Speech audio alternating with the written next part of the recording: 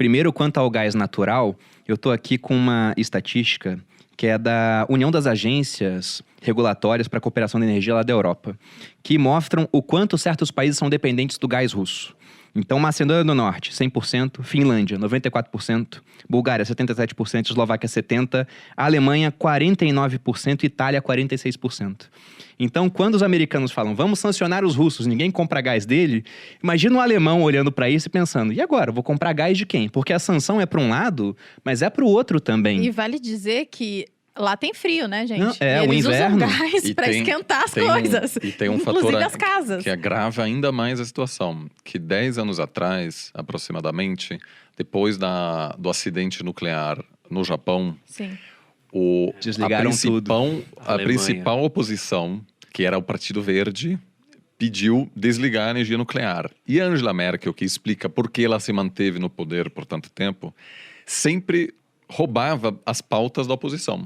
Então ela não era de esquerda nem de direita, era super centrista, inclusive a propaganda dela sempre era nós somos o centro, e era verdade. Então ela viu o Partido Verde em ascensão, ganhando força, pedindo o fim da energia nuclear. Ela disse, anunciou do nada, a Alemanha vai passar por um processo de transição energética. Isso temporariamente aumentou a dependência alemã de importar energia, sobretudo da Rússia. Então, a Alemanha tem um problema, tem um grave problema. Isso, inclusive, pode impactar, essa crise que a gente está comentando aqui, pode impactar muito o preço, não só do gás, mas de energia em termos gerais. Petróleo pode subir muito, até um impacto econômico grande aqui no Brasil. Então, a Europa está tentando, primeiro, eu acho que a Alemanha gostaria de manter e começar a operar esse gasoduto, porque a classe econômica quer segurança, assim, eu queria entender importar. o porquê que o gasoduto 2 não foi. Eu não entendi. Por que eles não deixaram... Tem questões regulatórias que estão ali se discutindo. Tipo, a empresa não pode estar sediada ali. Tem uma lei alemã que diz que a empresa que vai operar e distribuir não pode ser a mesma. Tem uma questão regulatória comercial e, assim, tem muita pressão de todos os países da Europa e dos americanos, falando, você vai ligar esse negócio? Porque um gasoduto, assim, só um parênteses aqui, devolvo pro Oliver, é um cordão umbilical. Se ligou aquilo ali, e esse é o maior gasoduto submerso embaixo do mar do mundo. Ele passa no Mar Báltico. E agora tem o 2, Uhum. ele passa embaixo do Báltico. Você criou um cordão umbilical com a Rússia. A Alemanha e a Rússia criaram um cordão umbilical. Mas eu vou devolver para o Oliver, depois eu quero falar do perigo que é essa suposta aproximação desses dois. Só para dizer que a partir desse momento o custo econômico de brigar com a Rússia é tão grande para a Alemanha, porque toda a classe econômica diz que para que a gente vai arriscar a nossa economia só para defender a Ucrânia? Então a pressão que Olaf Scholz, o novo líder, sofre é enorme. E criou-se uma situação para ele muito delicada. Ele viajou para Washington e ao lado dele o Biden disse, se a Rússia invadir a Ucrânia, esse gasoduto não vai começar a operar. Ao lado do chanceler da Alemanha. Isso foi ontem? E o chanceler da Alemanha, ele ficou assim sem graça. Ele não citou o nome do gasoduto. Ele falou, não, nós estamos com os Estados Unidos, mas nós teremos cautela. Assim, aí o Biden percebeu e também tentou recuar. Foi um negócio bem... Por quê? Porque a Alemanha, além de ser dependente... A gente vai agir, mas... Calma aí também. Por quê? Porque a Alemanha tem essa relação que pode chegar a ser umbilical com a Rússia em termos energéticos, mas depende do exército americano pela sua proteção. A Alemanha não tem um exército funcional de verdade, né? Tornou-se um país pacifista. Hoje o exército não tem relevância nenhuma na Alemanha, que inclusive gerou uma vantagem econômica tremenda, porque diferentemente de outros países, a Alemanha conseguiu fazer todos os seus investimentos em áreas de altíssimo retorno social. Sim. Educação, infraestrutura, e não tem um exército funcional, né? Quando a Alemanha topou... Inclusive cérebros, né? Os homens puderam ser alocados em outras profissões. Tem um exército mais simbólico, né? Então, está numa situação complicada e não será possível substituir a Rússia tão rapidamente. Agora tem algumas tentativas de importar, né, gás de outras regiões. Eu não acho que isso vai ser possível. Então, o que pode acontecer? No pior cenário para os alemães, você tem uma invasão russa na Ucrânia. Os Estados Unidos pressionam os europeus a adotarem sanções contra os russos, maiores do que aqueles de 2014, e a Rússia, em resposta, diz, então vamos cortar o gás. E aí, obviamente, você tem um impacto enorme na economia global. Eu ainda acho que é possível evitar esse cenário. Por quê? Porque os europeus, no fundo, não querem, porque toda a região, sobretudo a Alemanha, está só se recuperando agora da crise pandêmica. Então, você tem um aumento dramático do preço do petróleo. Eu ainda não vejo esse cenário, mas certamente é algo que os mercados já sentem, né? O preço Sobe por antecedência. Porque aí, no caso, eles trocariam o gás pelo petróleo como energia, é isso?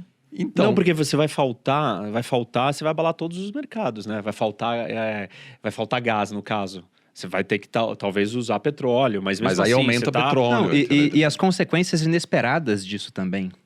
Mas, por exemplo, a Alemanha não importa gás da Rússia porque eles acham que o Putin, né? Nossa, eu adoro esse cara, vamos dar dinheiro pra ele. É necessidade. É o mais barato. Então, na hora que você cessa a importação, eles vão ter que comprar de alguém que é mais caro. Aí a inflação já tá alta, vai subir mais. Mas aí tem um problema que o Oliver colocou e que, na minha interpretação, foi uma atitude extremamente populista da Merkel e irresponsável. Virar e falar assim, não, eu vou comprar a pauta do momento, que era o acidente do Japão, a energia nuclear é terrível e não queremos mais isso, mas eu vou sentar e vou entregar tudo pro Putin. Você está trocando uma coisa pela outra, assim, geopoliticamente ela foi totalmente irresponsável, mas em termos populares, né, no que estava no calor do momento do acidente, ela satisfez as necessidades ou o clamor popular. Só que isso é muito irresponsável, porque colocou a Alemanha numa situação submissa, bem difícil. Mas assim, ela não veio daquele momento só. Por quê? Porque a construção do Nord Stream 1 já existia há muito mais tempo. E o ex-chanceler alemão, ele é o CEO desse negócio. Pra vocês terem uma ideia. E aí tem várias discussões, inclusive, que tipo de acordo é esse, afinal, né?